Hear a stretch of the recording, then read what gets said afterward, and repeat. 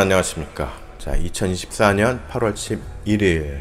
자, 오늘은 호세아 시리즈 7번째 시간을 갖도록 하겠습니다. 이제 다음 주면 호세아 시리즈도 이제 정리가 되는데, 자, 오늘은 호세아서 7장 8절에서 16절까지의 말씀을 가지고 거짓 회개의 결과라는 제목과 함께 여러분들과 말씀을 나누겠습니다. 자, 그 중에서도 14절을 중심으로 한번 보도록 하겠습니다. 14절, 성심으로 나를 부르지 아니하였으며 오직 침상에서 슬피 부르짖으며 곡식과 새 포도주로 말미암아 모이며 나를 거역하는도다. 자, 신학에서 인간의 죄성 문제를 언급할 때 인간의 자유의지에 대해서 이야기하게 됩니다. 그런데 이는 2세기경 신학자 테르툴리아누스가 스토아 철학의 개념을 최초로 신학에 제안하는 것입니다. 자, 스토아 철학이라는 게 뭐죠? 그리스 철학이죠. 자, 그는 이 개념을 바울의 신학과 연결시키고자 했습니다. 즉, 인간은 자유의지가 있으나 죄로 말미암아 손상되어 무기력해졌는데, 손상된 자유의지가 회복되기 위해서는 하나님의 은총이 필요한 것으로 정리하고 있습니다. 오늘 본문의 호세아 7장 1절에서 7절까지의 상황을 보면은 하나님은 선지자를 통해 이스라엘의 회개를 촉구하지만 이스라엘이 회개하기를 거절하며 반복해서 음모와 모반과 살육을 저지르고 하나님보다 이방 나라를 더 의지하는 죄에 대해서 꾸짖고 있습니다. 자, 여기서 중요한 부분은 이스라엘은 자신들의 자유의지를 가지고 회개하기를 거부하고 있다는 점입니다. 문제는 그러한 자유의지가 죄성으로 인해서 많이 무기력해져 있다는 사실은 간과하고 있는 것입니다. 자, 8절 말씀부터 보겠습니다. 8절, 에브라임이 여러 민족 가운데 혼합되니 그는 곧 뒤집지 않은 전병이로다. 8절을 보면은 눈에 띄는 표현이 나오는데 바로 뒤집지 않은 전병이라는 문장입니다. 자, 이는 떡을 굽는데 한쪽 면이 다 익으면 뒤집어서 반대쪽도 익혀야 양면을 고루 익힐 수 있죠. 우리도 뭐 우리나라도 헛독이라는 게 있죠. 그 다음에 뭐 전 같은 거 뭐 익힐 때도 이렇게 프라이팬에다가 하면 한쪽 익히면 또 이렇게 확 뒤집어서 반대쪽도 익히고, 그게 정상이죠. 그런데 뒤집지 않은 전병은 한쪽 면만 계속 두어서 결국 그쪽이 다 타게 돼 가지고 먹지 못하게 된 떡을 말합니다. 이 표현에 대해서 성경 해석상의 보편적인 설명을 보면은 절대적인 헌신이 부족한 상황, 또 혼합주의, 즉 우상숭배에 빠져서 죽도 밥도 아닌 이스라엘의 모순과 외식으로 가득 찬 모습을, 한마디로 말하면 아주 혼란스럽고 혼잡한 그런 모습을 상징한다고 보고 있습니다. 자, 오늘날에도 보면은 많은 세상의 지도자들이, 특히 독재자들이나 또 독재 성향을 드러내는 정치인들의 통치 패턴들을 보면은 결국 사태가 걷잡을 수 없이 악화되는 것을 무리하게 힘으로 막으려다가 뒤집지 않은 전병과 같은 결과를 낳게 되는 모습을 우리는 근현대사를 통해서 직간접적으로 경험한 바 있습니다. 그렇죠?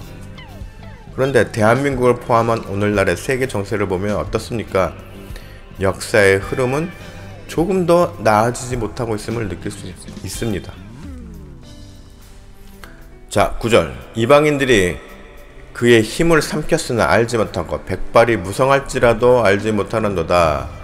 자, 결국 주변의 이방 나라들의 침략을 당하여서 민족 자체가 어려움에 처해 있음에도 끝까지 하나님께 의지하지 아니하고 세상적인 방법으로 침략자인 아수르에게 조공을 바치는 등의 아주 어리석은 행동을 하는 것을 지금 설명하고 있는 말씀입니다. 자, 10절과 11절 말씀. 이스라엘의 교만은 그 얼굴에 드러났나니 그들이 이 모든 일을 당하여도 그들의 하나님 여호와께로 돌아오지 아니하며 구하지 아니하는도다. 11절. 에브라임은 어리석은 비둘기같이 지혜가 없어서 애굽을 향하여 부르짖으며 아수르로 가는도다. 자, 비둘기가 또 비둘기를 지혜 없는 동물로 묘사를 했는데, 아무튼 이 10절과 11절의 말씀은 구절에서의 상징적인 표현을 보다 더 구체적으로 이스라엘의 어리석은 행동에 대해서 지적하고 있는 것입니다. 자, 9절 말씀이 어땠죠?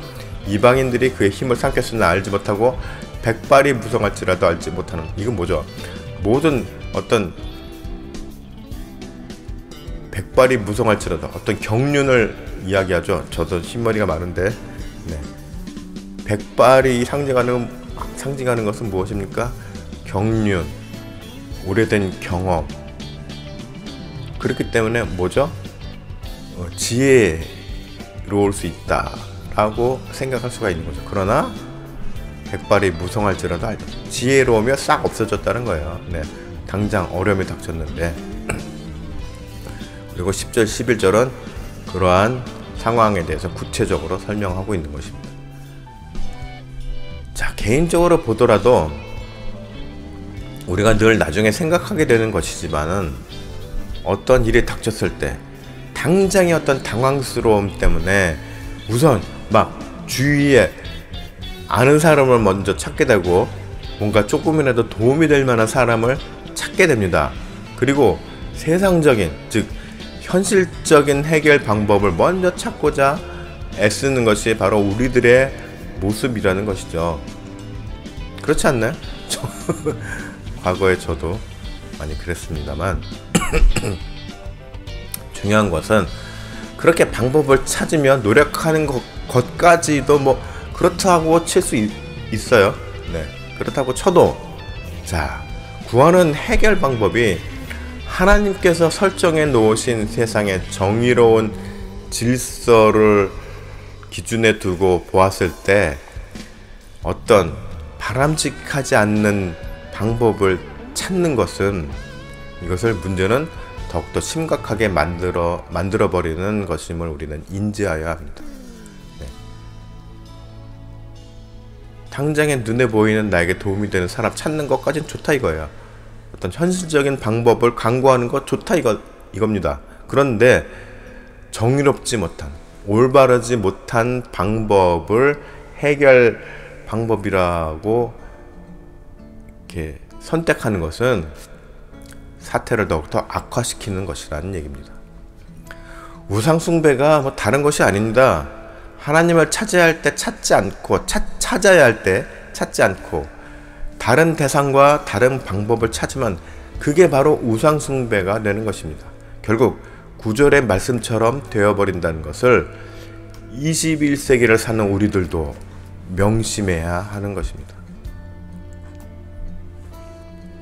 12절. 그들이 갈 때 내가 나의 그물을 그 위에 쳐서 공중에 새처럼 떨어뜨리고 전에 그 회중에 들려준 대로 그들을 징계하리라.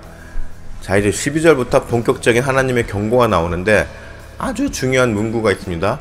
전에 그 회중에 들려준 대로라는 문장입니다. 하나님께서 이미 선조들 시대부터 선지자를 통하여서 끊임없이 경고하고 주의를 당부한 말씀들이 있습니다. 그리고 그 결과들에 대한 역사적 교훈에 대해서 깨달음이 있어야 되는데 깨닫지 못하고 눈앞에 닥치는 어려움들을 제대로 파악하지 못해서 결국은 어려움을 당할 수밖에 없는 상황에 이르게 되는 것입니다. 하나님께서는 이스라엘 민족에게 주의와 경고를 주며 얼마든지 심판을 피할 수 있는 길을 주셨습니다. 구약의 말씀들을 보면 그렇지 않나요? 네. 그럼에도 그 하나님의 경고를 무시하고 선지자들을 통해서 한 경고죠. 심판을 당한 이스라엘은 스스로 심판을 자기네들이 선택한 것이란 말입니다. 한마디로 뭐죠? 변명의 여지가 없다는 것이죠. 그래서 우리가 보통 구약 시대를 이야기할 때 뭐 하나님의 무지아비한 심판에 대해서 많이 언급들을 하지만 그것은 사실 구약을 깊이 묵상하지 않았다는 것을 관증하는 것입니다. 하나님은 이스라엘에 대해서 충분히 죄 앞에 놓인 그런 상황에 대해서 너희들이 지금 죄 앞에 있다, 죄를 너희들이 지금 짓고 있다, 이대로 가면 위험하다 라고 하면서 주의를 주고 경고를 주고, 또 너희들이 이렇게 죄를 지었을 때 이러한 결과를 맞게 될 거야, 굉장히 어려울 거야, 참혹할 거야, 그러니까는 그 길로 가면 안 돼 라고 그 참혹한 결과까지에 대해서도 알려주셨습니다. 이렇게까지 했음에도 이스라엘은 자신들이 스스로 심판의 길로 들어간 것이란 말입니다. 그러니 하나님을 원망할 자격도 없는 것입니다. 13절 화 있을진저 그들이 나를 떠나 그릇 같음이라. 패망할진저 그들이 내게 범죄하였음이니라. 내가 그들을 건져주려 하나 그들이 나를 거슬려 거짓을 말하고. 14절 성심으로 나를 부르지 아니하였으며 오직 침상에서 슬피 부르짖으며 곡식과 새 포도주로 말미암아 모이며 나를 거역하는도다. 자, 13절과 14절에서 연결되는 문장이 있습니다. 13절에 나를 거슬려 거짓을 말하고 라는 표현은 14절에 오직 침상에서 슬피 부르짖으며와 연결이 됩니다. 자신들이 당한 어려움과 고난에 대해서 내가 왜 이런 어려움과 고난을 당하지? 나 자신을 돌아보면서 그 원인에 대해서 살펴보고 또 거기서 드러난 점을 반성하는, 그래서 마음으로부터 우러나오는 회개를 해야 함에도 그저 그냥 자신들이 당장 지금 어려운 처지에 있는 그런 상황에 대한 감정에만 치우쳐서 실망하고 좌절하는 그런 아주 어리석으면서도 나약한 모습을 표현하고 있는 것입니다. 그러면서도 여전히 세상의 물질적인 탐욕을 버리지 못한 채 재물과 권력 있는 곳에 대한 미련을 버리지 못하는 악한 습성을 지적하고 있는 것입니다. 세상의 물질적인 탐욕을 버리지 못한다는 것이 뭐죠? 곡식과 새 포도주로 말미암아 모이며, 네, 이거 아주 물질적인 것에 모인다는 것이죠. 자, 15절, 16절. 15절 내가 그들 팔을 연습시켜 힘있게 하였으나 그들은 내게 대하여 악을 꾀하는도다. 16절 그들은 돌아오나 높으신 자에게로 돌아오지 아니하니 속이는 활과 같으며 그들의 지도자들은 그 혀의 거친 말로 말미암아 칼에 엎드러지리니 이것이 애굽 땅에서 조롱거리가 되리라. 자, 15절에 연습시키다의 원어를 보면은 야카라는 단어인데 뭐 잘못을 고치다, 꾸짖다, 징계하다, 매질하여 벌하다라는 의미가 있습니다. 즉 하나님은 이스라엘 민족을 끊임없이 가르치고 잘못하면 고치게 함으로 교훈을 주면서 순종하기를 원하였지만 결국 이스라엘은 반역과 불순종만을 생각하였음을 강조하고 있는 말씀입니다. 자, 16절에 또 재밌는 표현이 나오는데 속이는 활이라는 이제 문장이 있습니다. 자, 속이는 활이란 관역을 빗나간 활을 의미합니다. 자, 요즘 올림픽에서 한국 양궁 선수들이 남녀를 동반해서 전 종목을 석권하면서 금메달을 땄죠. 뭐죠? 결과가 말해주죠. 훈련량이 어마어마하다. 그리고 훈련을 아주 성실하게 임했다라는 것을 알 수가 있죠. 그런데 이 빗나간 관역, 속이는 활이란 관역을 빗나간 활을 의미하는데, 이것은 뭐냐면은 훈련을 아주 할 때는 열심히 잘 훈련을 받는 척 했지만 결과적으로 관역에 맞추지 못하면서 신뢰를 잃어버리는 선수와도 같은 것이란 말입니다. 불순종과 반역을 일삼는 이스라엘은 하나님을 잘 믿는 척 신용은 하였지만 결과적으로 그들은 반역하고 불순종을 하였습니다. 그래서 하나님의 신뢰를 잃어버리게 되었단 말입니다. 그래서 또다시 참혹한 심판을 당하게 되는 것입니다. 입으로만 잘못됐다고 하면서 행동으로 진실성을 보이지 않는 것은, 이것은 사람이 봐도 인정받을 수 없겠죠. 그 사람을 정말 신뢰하지 못하겠죠. 네, 못할 것입니다. 저 사람은 믿지 못하겠어. 그런데 하나님은 우리 마음의 중심을 보시는 분이잖아요.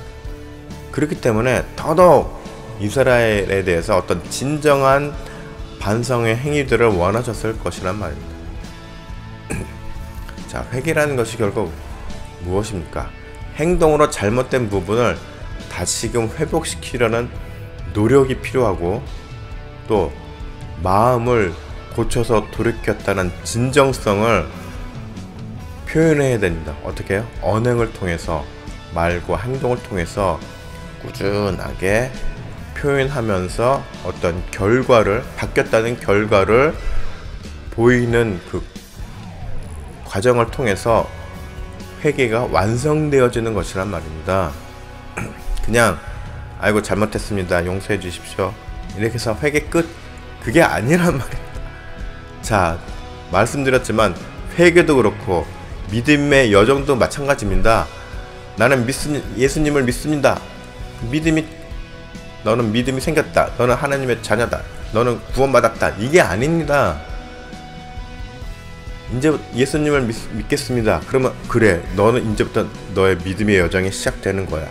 꾸준히 앞으로 너의 인생 동안의 삶 동안에 믿음의 증거들을 보이며 성실함과 꾸준함으로 예수 그리스도의 십자가를 지고 가는 삶의 모습을 보여라. 너의 달려갈 길을 다 끝마쳐라. 이게 믿음의 여정인 것입니다. 회개도 마찬가지죠.